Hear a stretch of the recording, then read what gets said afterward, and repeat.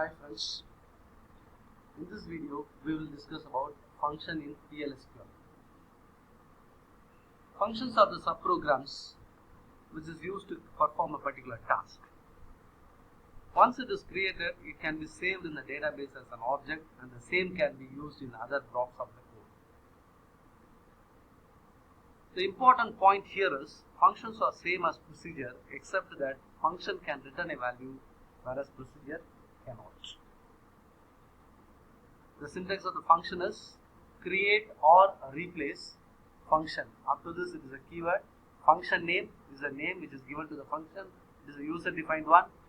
Parameter list, then the keyword return, and then the type, return type. What type of value which is returned from this function, that type we have to specify here. Then is keyword, and then followed by declaration statements and execution statements, and the function end with the end statements. There are three types of parameters out there. One is in type parameter, out type parameter, in out parameter. These in type parameters are read only. That is, it is used to send the values to the function. Just it is only used to send the values. Inside the function, you can read the values from that particular in type parameter. You cannot assign any values to that particular in type parameter. On the other end, out type or reverse to this. Just you cannot read from this. It is only write only parameter. Out type parameters are write only. And if you see the in out, it is used to send the values as well as get the values from the function.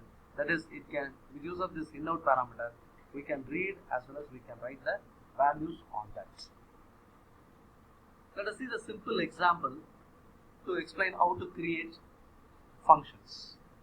Here I have declared a function named emp, which takes one argument of type number as an input parameter type. In type parameter. Here id is a parameter which is of type in type. That means the id can be used inside the function to read the values from that.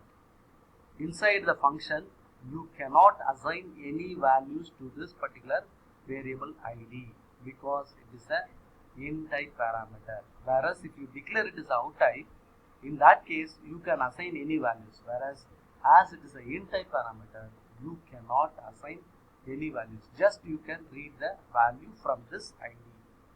And another thing you have to notice, this particular function emp is going to return a value of type varchar2. So it is going to return a value of type varchar. And inside this function, if you see the executable statement, select first name into emp name from emp table where employee id is id. id is passed as a parameter from the calling function. So now this particular query retrieves the first name and store the same into the variable called emp name, which is declared as a varchar type here. In that it will be stored and which is retrieved from the emp table. And the next statement, you can return the value from the function with use of this return statement. Return emp name. What is the value which is selected from the emp table that is stored on emp name, and the same is returned to the calling function. So from here it will come here. Now if you see how to call the function, nothing special. With use of the function name you can call the function, and again if you see only one parameter it needs, that we have to pass here.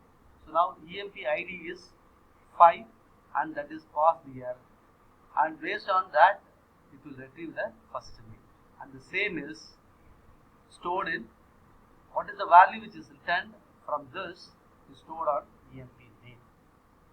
The same is displayed here. This is one example which explains how this function works. One more example is also shown here. In this, how these in out parameters are used. Now if you see this, one more function is declared with the name square num, and it takes one argument of type in out, which is named as x, and returns a number type. Now inside this, if you see the statement x is equal to x star x, here it is a valid statement. X is used to read the values as well as x is assigned a value inside the function. As it is an in-out parameter, you can perform both reading as well as writing is possible here. That is the purpose of this in-out parameter. And again, I am returning the value of x here, and the same will be returned to this variable. From here I am calling the function, I am passing a as a parameter that will be assigned to x, and x will be calculated, and the result again after calculating the result stored here, and it returns the x value, and the same is returned to this variable this, and that will be displayed here. In this way, this in-out parameter can be used. Thank you. Babu.